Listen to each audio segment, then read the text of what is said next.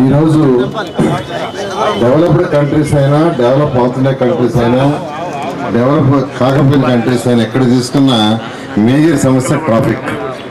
ప్రపంచంలో ఎక్కడికి పోయినా ట్రాఫిక్ సమస్య ఉంది. ఆ ట్రాఫిక్ సమస్య తీరాలంటే రోడ్లు కాస్త వైడెన్ చేయటం, రోడ్లు ప్రాపర్గా వేసుకోవడం ఇంపార్టెంట్. ఈ ప్రభుత్వం రాగానే ఈ 3 రోడ్లు కావాలి, మాకు చాలా ఇంపార్టెంట్. ఈ 3 రోడ్లు కానీ పూర్తయితే చాలా ట్రాఫిక్ సమస్య తీరుతుందని శాసనసభ్యులు, పార్లమెంట్ సభ్యులు నన్ను రిక్వెస్ట్ చేయడం జరిగింది. దాని మీద వర్కౌట్ చేసిన తర్వాత 105 కోట్లతో యాక్చువల్గా ఈ 3 రోడ్లు అవుతుందంటే సిఆర్డీ ఫండ్స్ దీన్ని శాంక్షన్ చేశాం, టెండర్లు పిలిచారు. ఈరోజు యాక్చువల్గా శంకుస్థాపన జరిగింది. అదేవిధంగా డ్రైన్స్ 2014-19లో సుమారుగా 450 కోట్లతో స్ట్రాంగ్ వాటర్. ఎందుకంటే వర్షం వచ్చినప్పుడల్లా విజయవాడ నగరంలో దాదాపు సగం నగరం నీళ్ళతో ఉంటుంది. ఈసారి కూడా ఈ ప్రభుత్వం ఇచ్చిన తర్వాత కూడా 2-3 సార్లు నేను రావటం, రోడ్లలో తిరగటం, ఎంపీలతో ఎమ్మెల్యేలతో దాన్ని స్టడీ చేయడం జరిగింది. ఏదైతే 450 కోట్లతో టేకప్ చేసి కొంత వర్క్ జరిగితే గత ప్రభుత్వం దాన్ని పక్కన పెట్టేసింది. ఎందుకు పెట్టిందో తెలియదు.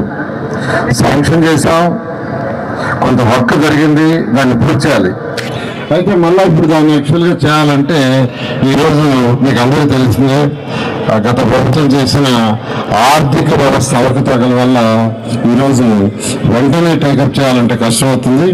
అయితే దాన్ని కూడా గౌరవ ముఖ్యమంత్రి గారు యాన్యుటీ మోడల్లో ఈ రాష్ట్రంలో ఉన్న 108 మున్సిపాలిటీస్లో డ్రైన్స్ అంటే ఉన్న డ్రైన్స్ అన్ని పూర్తి చేయాలంటే 29,000 కోట్లు కావాలి. 29,000 కోట్లు అంత పెట్టే పరిస్థితి లేదు. అయితే ముఖ్యమంత్రి గారు ఎవరో చెప్పారు, ప్రయారిటీ బేసిస్ చేయమని. హై డెన్సిటీ, ఎక్కువ జనాభా ఎక్కడైతే ఉంటారో హై డెన్సిటీ ఒకటి, తర్వాత మీడియం డెన్సిటీ అంటే మీడియంలో జనాభా ఉండే ఏరియాలు తీసుకొని మీడియం డెన్సిటీ, లో డెన్సిటీ తక్కువ అక్కడక్కడ ఉండేది.